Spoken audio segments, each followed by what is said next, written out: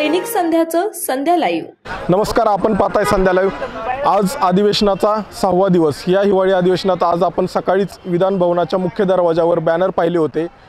Ruby हॉस्पिटलवर कारवाई होणार का, अशा आशयाचे बॅनर होते। एक पीडित रुग्ण अशा आशयाचे बॅनर नितीनजी गडकरी व चंद्रशेखर बावनकुळे यांच्यामध्ये तो बॅनर लागलेला, आणि तिकडे दुसऱ्या बाजूला पण तशाच पद्धतीचा एक बॅनर होता की आरोग्य व्यवस्थेविषयी काढलेले दिंडोरे आणि आरोग्य व्यवस्था कशी सुधारावी, महाराष्ट्र सरकारची आरोग्य व्यवस्था कशी ढासळलेली हा दाखवणारा फलक होता। परंतु तो आता ते फलक काढण्यात आलेले आहेत। सकाळी झालेली फलकबाजी ही काढण्यात आलेली आणि महायुतीच्या सर्व नेत्यांचे फलक इथं दिसत आहेत। यावरून आपण पाहतोय की सरकार विरोधी कोणतंही फ्लेक्सबाजी बॅनरबाजी सरकारला ठेवायची नाही आहे, आणि सरकारने ती बॅनरबाजी काढलेली।